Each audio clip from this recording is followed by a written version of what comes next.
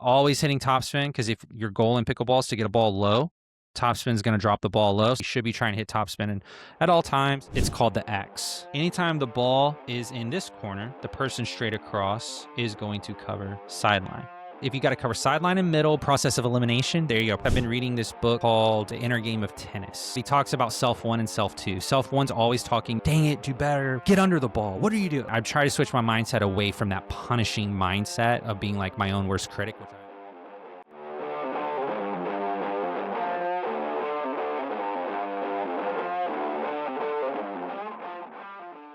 All right. Hey guys, welcome to our weekly Q&A where we provide live coaching based on your specific pickleball questions. As always, remember you can drop your questions in the chat. And if you're watching the replay, you can join us live as a guest or even bring your own match film for a frame-by-frame breakdown. If you are watching the replay and want to jump to a specific lesson, remember, check the timestamps in the YouTube description to find the topics that matter most to your game.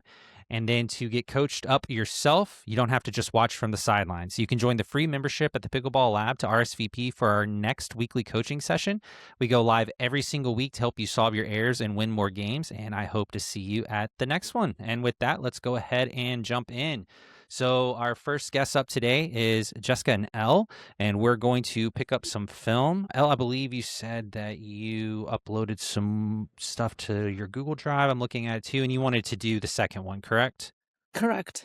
Okay, let me download that, and then let's see here. All right, so as I'm downloading that, I believe you had a question.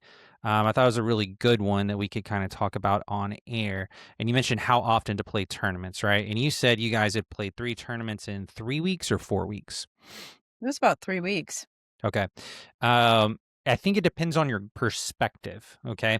If you're like, I'm going into this tournament and I'm going to, give it everything, I'm treating it like a real tournament, I think those are probably too often.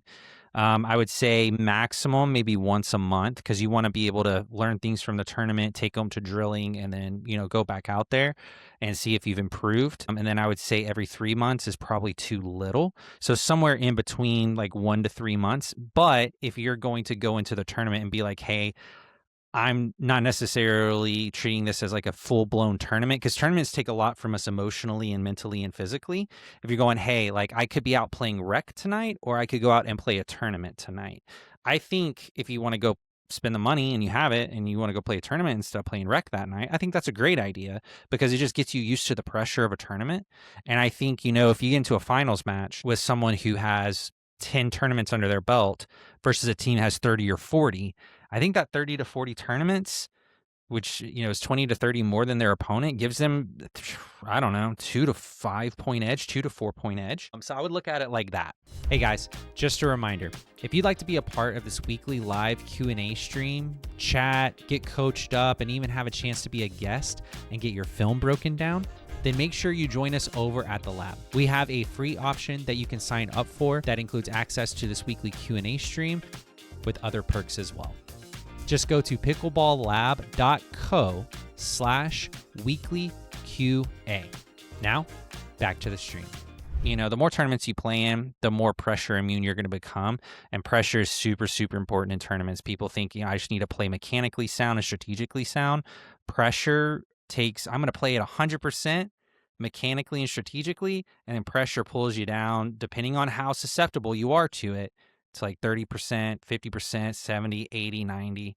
So the more you can play tournaments, the more pressure immune you become, right? Does that make sense? Uh-huh. Okay, perfect. Any other questions on that? Actually, I do have a question, Josh. Maybe just to kind of combine what you just said. Ideally, we would have wanted to play every 2 months or so, because we just haven't signed up to too many the last 3 weeks. The last one, this one we were going to review, I guess I wanted to hear your thoughts because of it's so frequent. I personally was not expecting us improving a lot. Mm-hmm. Especially last time you were saying it could potentially get worse before it could become better. Right. Yeah, so I was more prepared to not doing well at all. But from your perspective, how we should have treated this tournament, because if we wanted to push harder, then it would get worse and it would have more errors. versus if we should we play a little bit more conservatively um, to still win in Yeah. this situation. Yeah. Yeah, it's a good question. So I would point back to, what is your goal with this tournament? If you've played 3 and 4 weeks or 3 and 3 weeks, is this the tournament of those tournaments that you're taking super serious and like you're treating it like a full blown tournament? Then I would encourage you not to ever play conservative. Now there's a difference between not playing conservative and then playing wildly, right? I think you need to trust your shots. Don't baby them, just hit them like you would expect to hit them in a real game, right? Or not a real game, like you would in rec. But if you're treating it like, oh, instead of going and playing rec, I'm going to go play a tournament, I think you should play a little looser. I think you should, maybe try some things you wouldn't try before, but at the same time, you're trying to win. It's like a really weird intersection between tournaments and rec play, right? So, however you approach rec play, which my encouragement is try everything that you can to get better, like try new things, right? Versus tournament where you're not trying anything new, you're just executing at the level you think you should be able to execute at, and you're not pulling your punches, right? Or pulling your shots. You're playing exactly how you would expect to play and not playing conservative. Take those two things, mold them together, and then that's how you should play this tournament in the middle. You don't want to play just to how you should play, and you shouldn't play wildly, trying everything new, right? Play somewhere more in the middle. Does that answer your question? Yeah. It Yeah. definitely answers my question. Yeah. Yeah. And also, like, if you're playing that tournament, for fun, I mean, you could theoretically play wildly. You could play really conservative. It doesn't matter at that point, right? Like, you're not there to, like, be 100% mentally locked in to put a ton of pressure or not put it to deal with a ton of pressure, right? Just play somewhere in between rec and like a tournament you want to win really badly, right? That would be my recommendation. Also, check in with your partner. I'd probably say that's the biggest thing is if your partner's going in treating it like a big tournament and you're going in treating it like another like Monday night or whatever. Or when didn't y'all tell me you had a Monday? Was this on the Monday? Yeah, we had This a is my tournament. Saturday. Oh, Yeah, okay, this is never mind. not, but the tournament before was at Monday night. Okay, gotcha. Wrong one. Anyways, just another day of playing pickleball. If you guys are on the wrong page, that's probably not going to go well, would be my guess. And I don't know if I've ever really done that, to be honest. But I do know, like, you need to check in with your partner to make sure, like, how are you playing? Are we playing this as our big time tournament that we're really intense about? Or are we, is this like a replacement for playing rec play that night? And then, I be willing to adjust based on your partner. I kind of go the other way. Like, I'll probably adjust to whatever my partner wants to do unless I feel really strongly. It's just conflict management, right? Like just trying to figure out how to agree on something. But yeah, definitely try and get on the same page if at all possible. Or even if you're not on the same page, like if I wanted to play really intensely because I do fall more intense, but my partner wanted to play really loose because it wasn't like a big time tournament for us, then I would say, "Hey, are you cool with me playing intense?" And just make sure that they're cool with that. And then I have to make sure my problem is I would have to make sure I'm cool with them just kind of like playing somewhere between rec play and somewhere between tournament play. Just being transparent, I really struggle with that. So, because I always want to be intense. So what do you Um, so what do you do if that's how your partner wants to play? Like, how do you manage it? Great question. Great question. It's honestly at that point, like kind of, I look at it as like a life skill. So, like, what's funny is I got married in the last year and a half. Pickleball's actually really helped because I've had to learn how to do conflict management on like not so high stakes terms, right? It's probably more high stakes with my wife because like I really care about her and I love her and I want things like our conflict management to go well, right? So we even played pickleball before together and help us learn how to manage conflict. We even play like this video game called Overcooked and like learn like are we doing this or are we doing this? Like it's a cooperative game. And so it's just a life skill, right? So like how do you like okay, so if I'm the more intense player and my partner doesn't want to play intensely. For me personally, what I would say is, okay, Josh, they don't want to play intensely. I can't control them, number one. Number two, it's probably okay that they don't want to play that way. I'm just going to let them play that way. The only person I can control is me, and I'm going to play intensely and just focus on me. and then do my best not to focus on them at all in terms of when they hit a bad shot or they hit a good shot. If they hit a good shot, I'm like, okay, like they're playing intensely. And then they hit a weird shot and I'm like, all right, they're not. Like I can't be focused on them. And there's this book called The Pickleball Mindset that we've talked about with Dane Gingrich where he talks about that. You can really only focus on yourself. And on good days you can control yourself, and on bad days you're probably not so in control of yourself, right? And you want to have more good days than bad days. So that would be my recommendation, is just like try to figure out how to stay in your lane. And that's just helped me in life in general, but I fail at it extremely often, but I'm getting better. Does that answer your question? Sort of. Sort of. All right. So dive deeper into that for me. I mean, I'm that intense person, right? Yeah. And I always want to do the best I can. And I'm my worst critic. So I'm Yeah. super hard on myself. Right. But, sometimes that gets taken as frustration on my partner. It comes across that I'm upset with my partner, and it's Sure. not. It's that I'm just frustrated with myself if I'm not doing Okay. the things that I want to be doing. Gotcha. So that's more where you were asking the question from. Is that right? Yeah. Yeah. Okay. I answered the wrong question. Sorry. All right. So here's my answer to that question, because I've had to do the same thing. In the last 2 or 3 weeks, I've been reading this book called The Inner Game of Tennis. Oh yeah, I've And read that. That's good. okay, fantastic. I haven't even finished it. I've gotten to like the first half chapter or whatever, but he talks about self one and self two. Self one's always talking to self one. Dang it, do better. Get under the ball. What are you doing? Like blah, blah. Or, best case scenario, hey, like good try. Like you set it up. And then there's a second self that's like taking all of that. Right. And so I'm really trying to work on, when I was at APP Mesa or PPA Mesa, I went and watched Christian Alshon play singles, who's, I don't know, he's a top 5 player in singles, I think. Anyways, I was behind him and I could hear him talking to himself, which you wouldn't hear on live TV.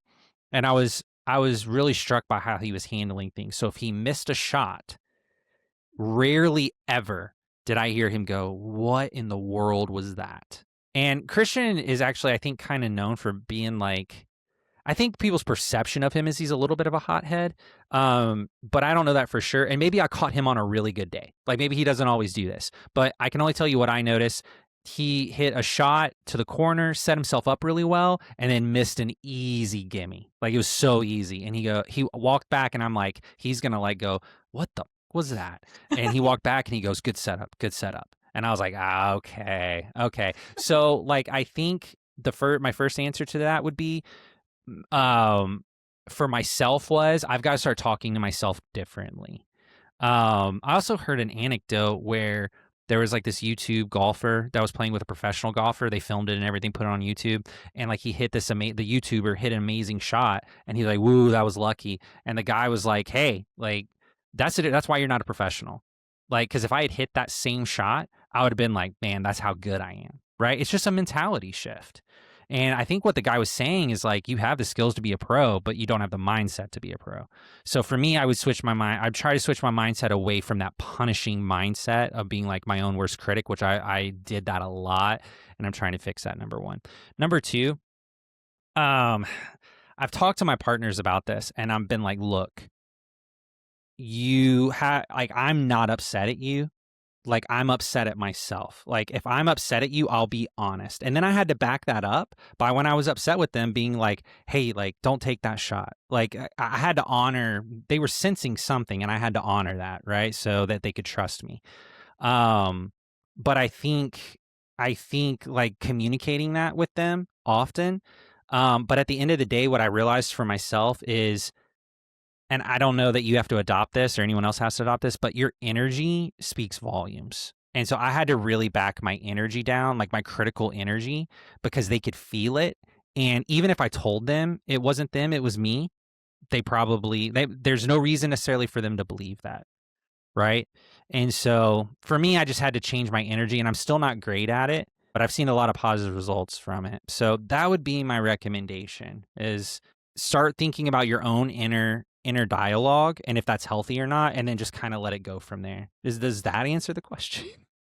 Yeah. And then Okay. how do you deal with if your partner likes to let you know during a game, like, you should do something this way or you should do something that way. How do you deal with that in terms of, not trying to not have the with the inner game of tennis where he was like, be in a flow state. So if you're getting that feedback, how do you manage that? If someone's giving you feedback, Yes, when you're being trying to just be in a flow state during yeah, a game. be crystal clear and transparent with them and be like, "Hey, I'm totally open to feedback, but not today." Like Okay. I'm open to suggestions. You can't I guess you can't you need to be open to strategy feedbacks in real time, but there's a Technique. time and a place. Yeah, be transparent, be like, "Hey, not in the middle." That's tough too because there's differences, right? Like if someone goes to me, my partner goes, "Hey, don't hit that shot." I'm going to take that a lot differently than if they're like, "Hey, I think the corner's open because of this, this, and this." One of those sounds like a criticism. One of those sounds like a strategic opportunity. So now you kind of get into communication, like partner communication, stuff like that. And I always thought, like, man, maybe I just need to find a different partner. And then I realized I just had to start accepting people for who they are and dealing with it. I mean, like, really bad partners, just get out. But, like, if you find a halfway decent partner, you're not going to find someone who's perfect, right? So I guess if it were me and they said that, I would just be crystal clear and be like, hey, if I thought it was a criticism, I'd be like, hey, like, let's take a time out if we need to talk about that kind of stuff so I can accept it. Like, a minute timeout, I can hear you within a 5-second exchange between rallies because it doesn't last that long. That's going to stay in my head for the next point. Or let's talk about it after the match, right? And then just give them feedback on how you're receiving them, whether it's a criticism or whether it's like a strategic adjustment. And then also being emotionally conscious of whether they said it really well, I took it poorly, right? Or they said it really poorly and maybe you took it really well. Like that's like the best outcome, right? Like Okay. that's what you're trying to get to. But I would just be very transparent and then also work on myself, right? Like that's what I try to do. I'd be very transparent and like even sometimes like, hey man, I know I should be able to take that well. I can't right now. I'll work on that. Can we do this between a timeout or like after the match? Does that Okay. help? Yeah, that's super helpful. Thank you. Those aren't maybe the best suggestions because I haven't been through that all the way, but that's just my journeyman experience. That's kind of what I would say. Okay. Cool. Mhm. Awesome. Okay. Any other questions? Okay. Cool. Let's play it. See how it goes. All right. Serve. Return. Good return. Pretty deep there. Really nice. Good. Good. Really good put away. All right, so we talked about those counters. It's too short of a time of turnaround for you to be able to fix that. That's a good place to counter right there. Low and hard, right? You'll get better at those. Let's see here. Way to get down on that. All right, so that's the down ball. So a lot of people try to complicate pickleball a little bit. You can really go to high ball, low ball. High ball is a ball above the waist. Low ball is a ball below the waist. This ball above the waist, attackable, right? This ball that you hit below the waist, that's the ball we want. So we can really simplify it down to that. Because look at the results from the two different balls, right? Ball's high. She hits a ball. It's not the best ball, but like that's a ball that you're under pressure, right?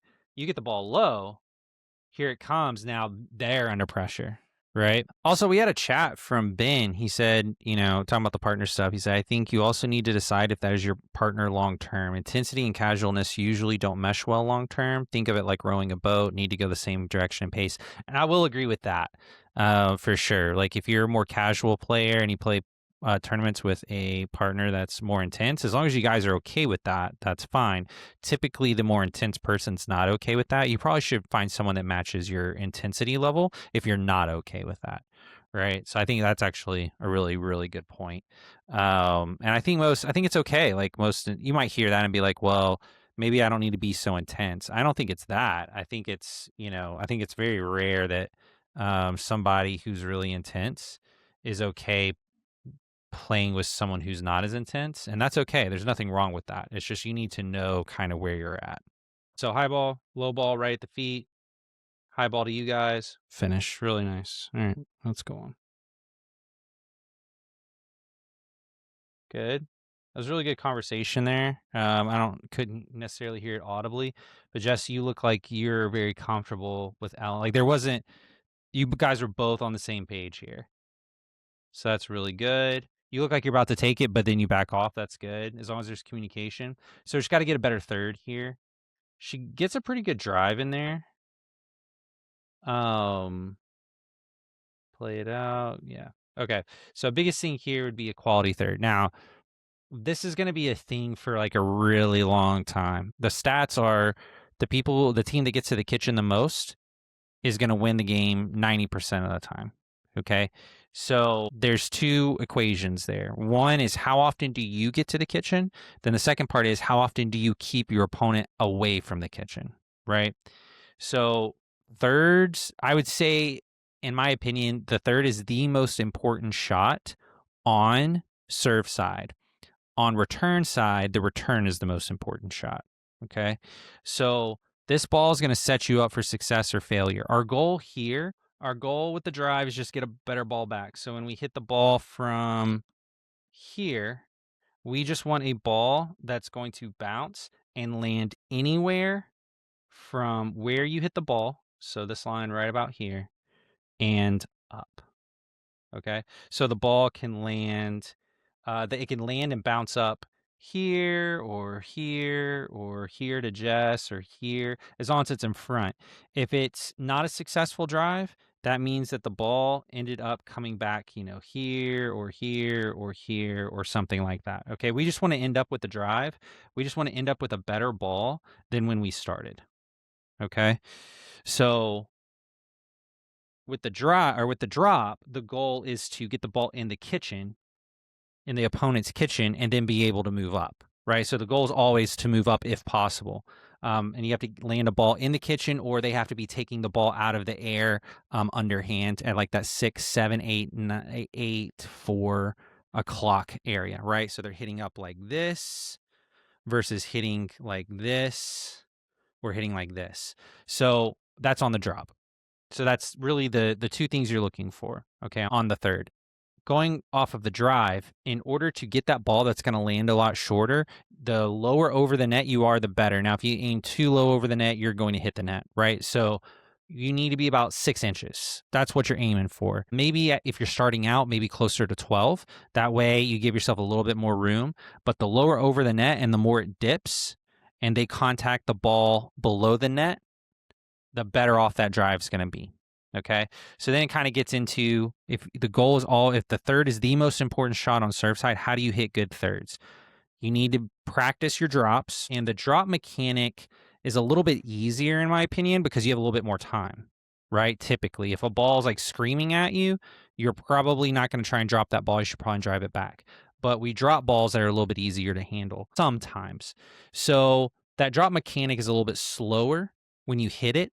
Right, it's a little bit of a slower shot because you're trying to take pace off. Really, that's what we're looking for. The drop is a slower mechanic. The slower mechanic is, the easier it is to get right. When you're hitting a drive, it's a lot harder to get correct. Okay, so I would say here for sure, I would want both of you as we progress to get better at our drives. With our drives, you have to hit topspin. Always hitting topspin, because if your goal in pickleball is to get a ball low, topspin is going to drop the ball low. So we're always hitting topspin if we can. Okay. There's times where we can't hit topspin, but you should be trying to hit topspin at all times, especially in ground strokes. So serve 1, 2, 3, and 4. And then even in volleys, when you hit backhand, a lot of times you'll see the pros hit and they'll draw up on the ball. They'll pop, or they'll even do a small one. They'll do like that because they are trying to get that topspin to get the ball low. Okay. So here, eventually, I do want you guys working on your topspin. So a couple of things that I see here, that like anyone can kind of learn from. So I want us to be more stable in our shot. Okay, so you're in an open stance here, which means your chest is open to the net, right? A square stance would be your chest is more aligned to the sideline. Okay, so it's more aligned over here, right? So your face would be looking this direction. You would still be looking at the ball. Sorry, your shoulders would be pointing that direction. Your chest would be pointing that direction, right? You're in an open stance. Biggest thing I can see here, let's go back. is a little bit of a hop. Do you see your hop at the end there? The hop, right? So Yeah, I came up. Yeah. yeah, so we want to stay level throughout that whole shot. And we want to stay, so you're actually, let's see, right here, you're down, you're in a really athletic stance. I want you to keep that stance all the way through the ball and stay level. Okay, so, and not coming up. Okay, there are times to potentially come up, but like if you're trying to get even more topspin, but don't pop up, right? Like at the beginning, I want you to stay level through the ball. So that's going to keep that ball a lot lower for you. So this ball probably 4 feet over the net. That's probably going to take off a foot right there. And then you kind of finish here, up here. On that shot, we're probably trying to finish all the way on the other side of our body. So we've got the windshield wiper on topspin. So we brush the back of the ball with the topspin, and we want to finish like this. So our elbow is pointed at our opponent, and then we've got our paddle pointed to the side. Okay. So, and that would be the forehand part of your paddle, right? So you hit right here. The forehand part of your paddle is pointed straight ahead, right? So it's kind of more of a like this.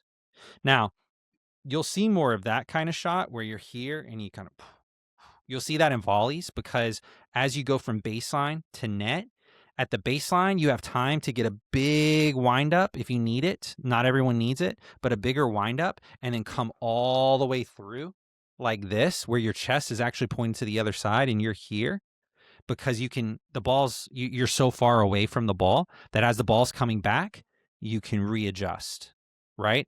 But when you're volleying, one, you can't be square. You can't have your feet pointed. If you're volleying kitchen line to kitchen line, you can't have your feet pointed to the sideline. You've got to be pointed right at your opponent. Because if you hit like this on a volley, by the time you come back around, they're hitting the ball right past you, right? So when we're volleying, we're here, we're here, we're here, we're here. When we're baseline ground stroking, we're here, we're here, right? So we're able to turn our body a lot more. But you will use this shot when you're volleying, right? I'm pulling it all the way up here just because I'm in an awkward spot streaming, but here, right? Here. But when you're at the baseline, we want to be consistent, get under that ball and bring it all the way up. And when we get under, we're brushing. We're not hitting into the ball.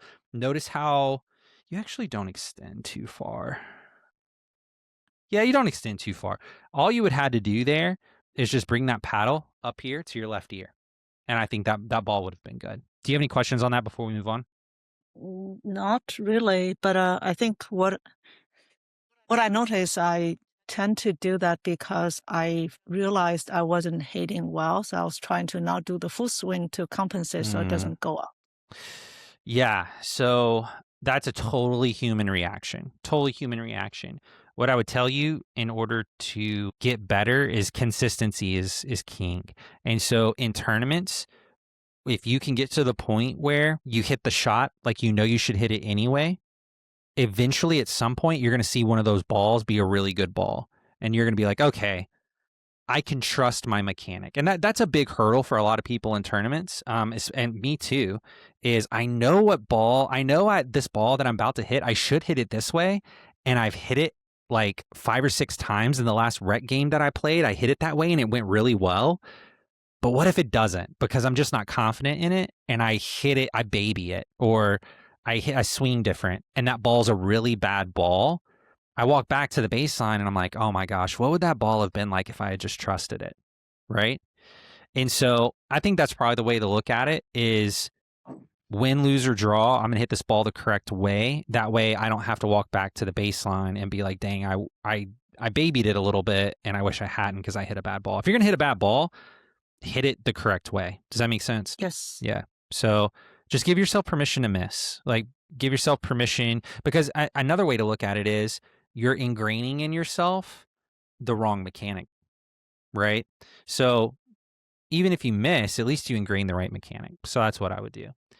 And then just kind of unlucky ball. There's not much you can do about a net ball. And the great thing about the drive is it's going to help you on everything. And so the more you get this topspin drive down, you actually have really, look at this. This is your take back here everything up until right about there is a great start, a fantastic foundation on a very good topspin drive. Okay, so you go here. You've got your paddle face on the to the ground here, which is good.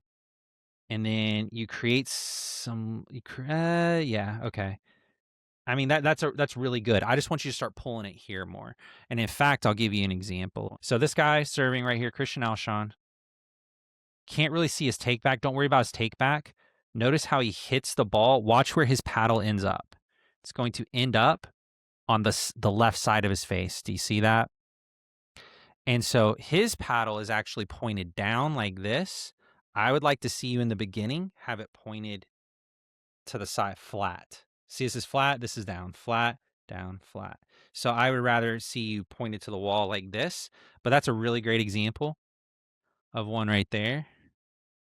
Let's move on. Let's see if we can get another example. Here's another one. Maybe they'll give us the full frame this time. Okay, here we go. Here we go.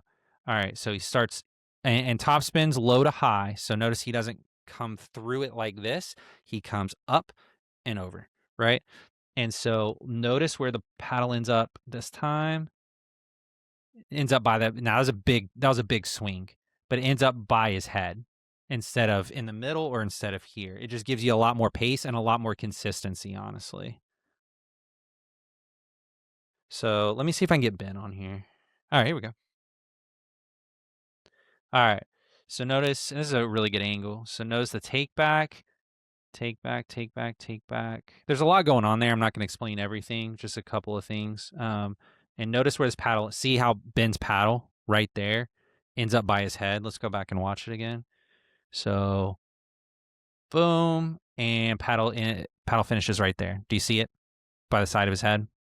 Now he's going to take it actually behind his head. So notice how it wraps around, but that's just his momentum from the swing taking it behind his head. But I want you to at least end here.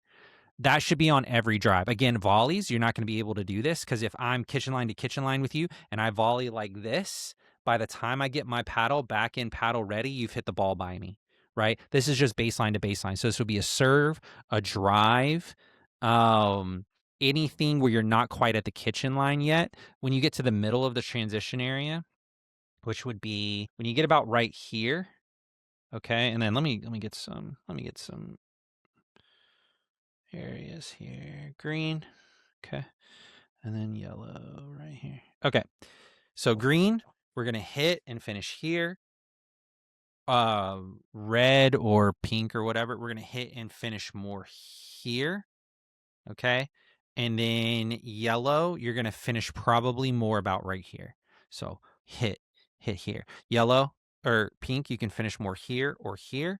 And then green, we want to finish all the way here. Okay, and that's just because we're trying to bring our paddle back in time to handle the next ball.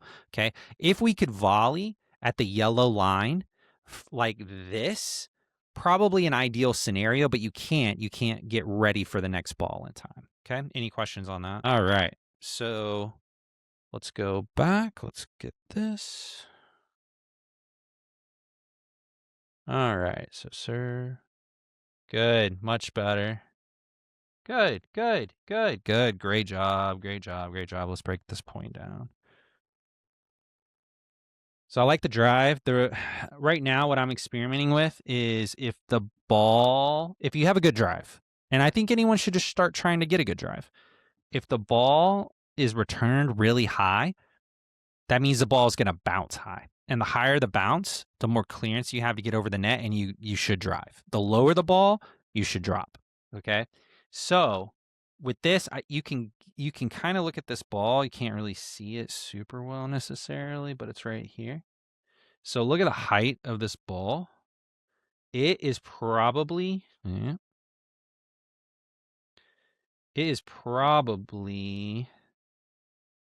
going to, this is probably the height right here, right? That means it's going to bounce up to about right here probably.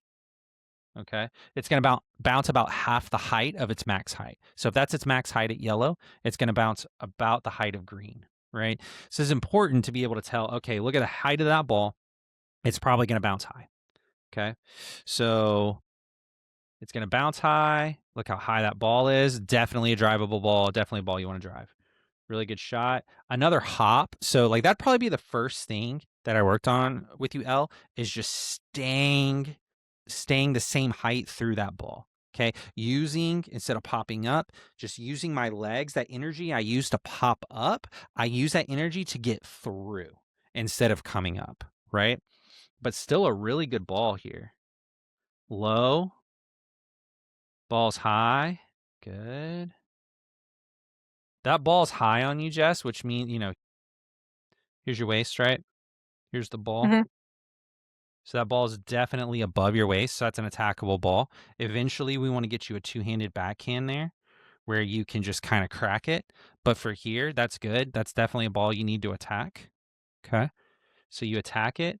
We leave them a high ball, right? We're going to have that ball a little lower, but that's okay. She attacks, and then L steps in and hits and just volleys really well. Really good volleys.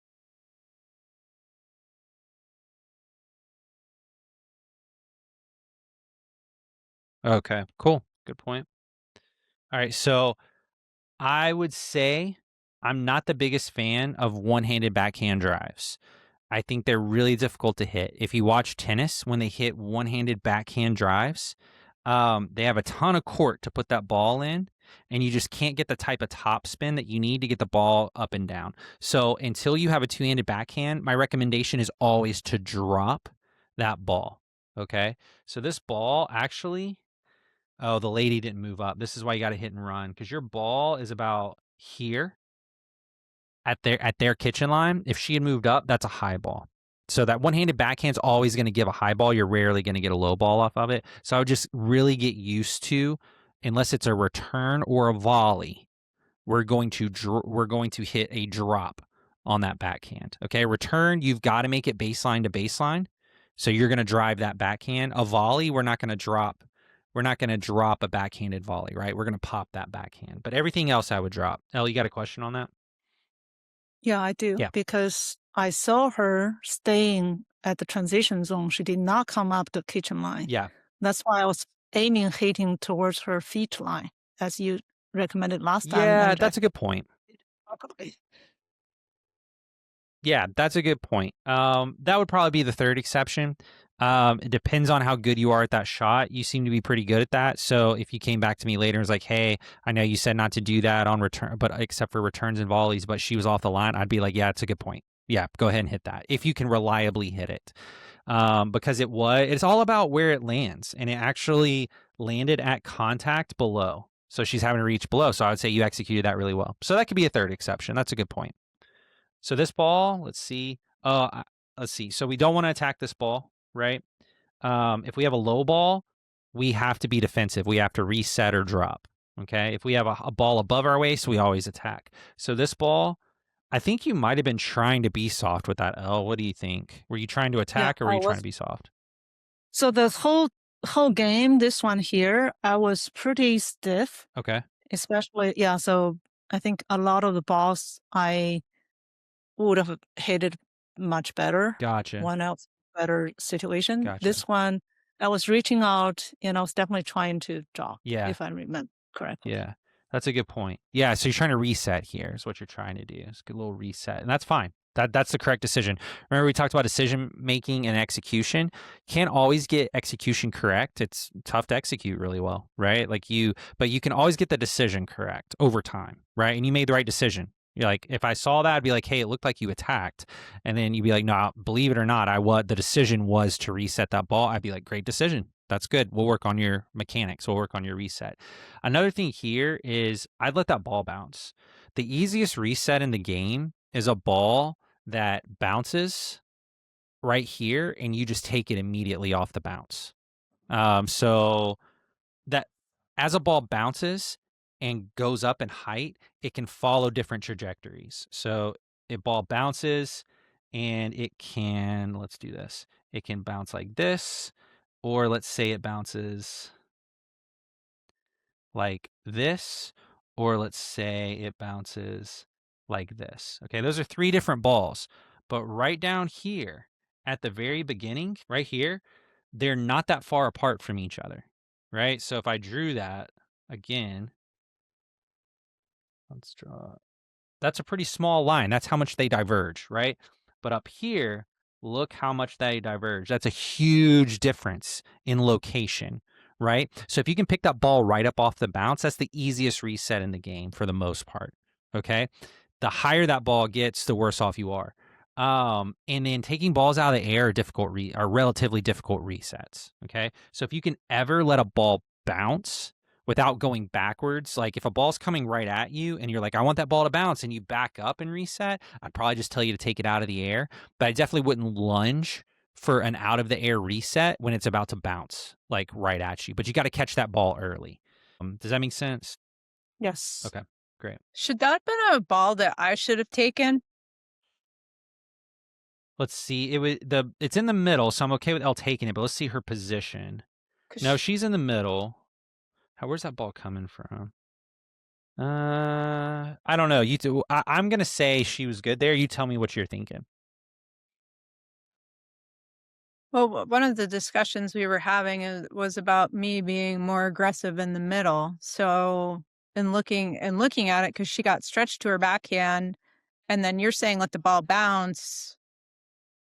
Would that have been a ball that I should have taken, being that it was coming across the court?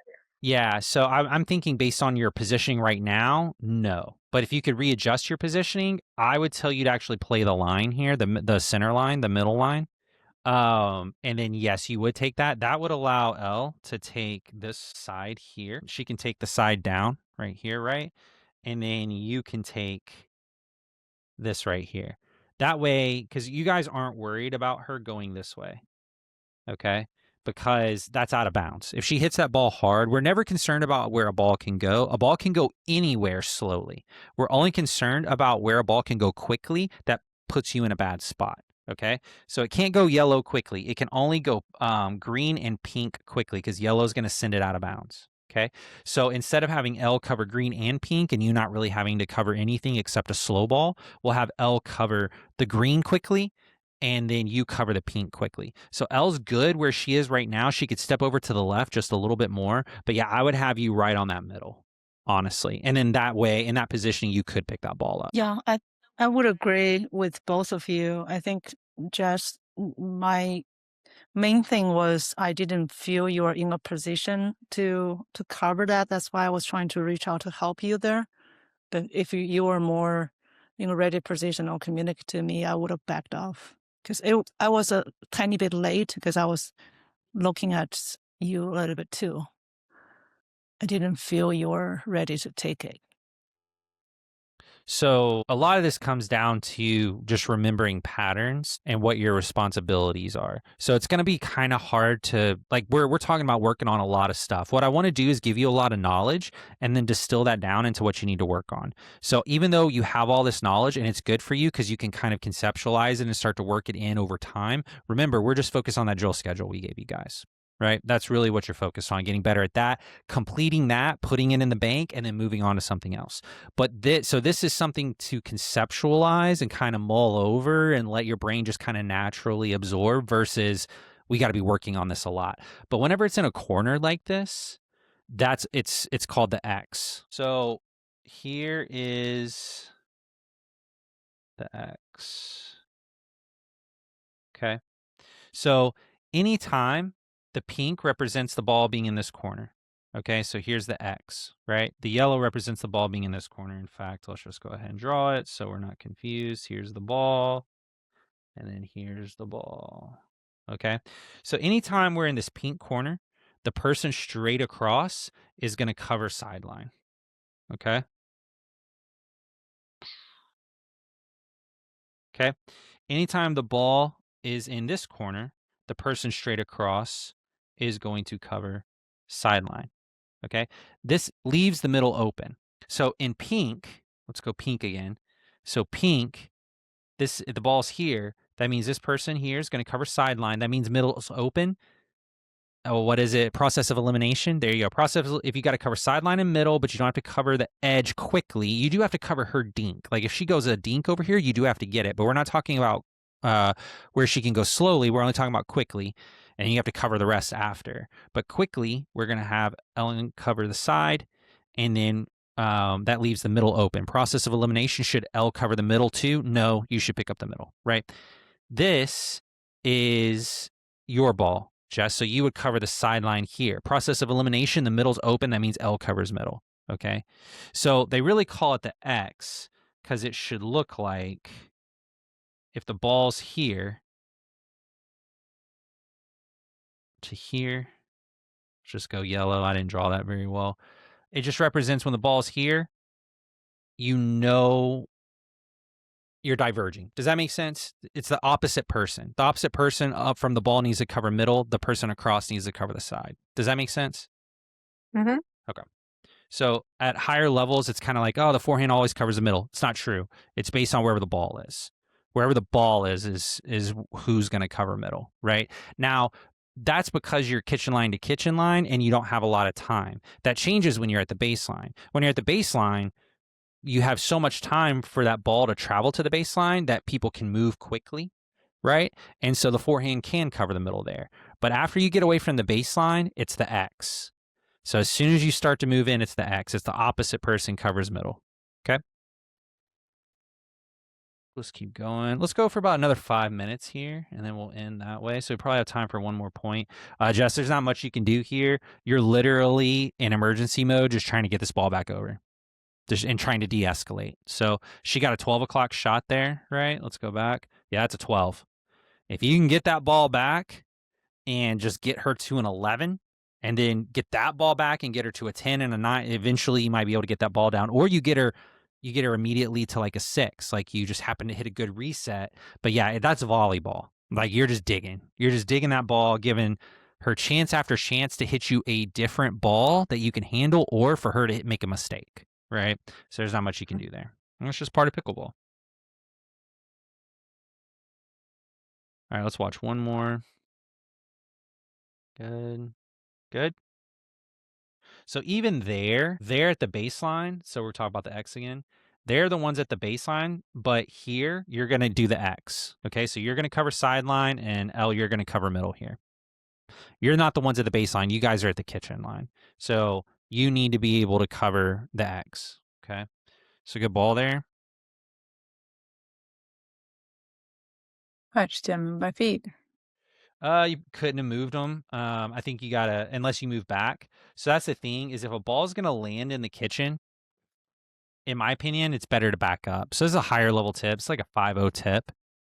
We need to learn on our fourth, because you're about to hit your fourth, whether to take the ball out of the air or take it off the bounce. The answer is whichever is going to allow the ball to get to the highest point. Okay. So this ball you're hitting, that's really low, right? If we let that ball bounce, it's at least going to bounce up to your knee. That's a lot lower than your knee, right? So we probably want to let it bounce. And you have to be careful with the bounce, because if you don't get far enough behind the ball, you can pop it up. So if the ball is inside of you, right, it's not out in front of you in your strike zone, you're more likely to hit that ball up and they're going to finish it, right? Especially this lady, she looks like she's trying to creep up here in the hat. But typically my rule is let me color it in, and I'm just going to color your side, but anywhere in this pink, I'm going to let the ball bounce, and I'm going to back up to about right here and try and hit a pretty hard shot. Okay. And see where they are and try and hit their feet line. Okay. And hit as hard as I can there. Okay. However, once we get more to green, I'm probably taking this ball out of the air because I'm taking time away from them, and I can probably get that ball pretty high. The balls in pink are going to drop in, and when I try and reach for them, I'm going to contact that ball so far below the net, I'm in a bad spot.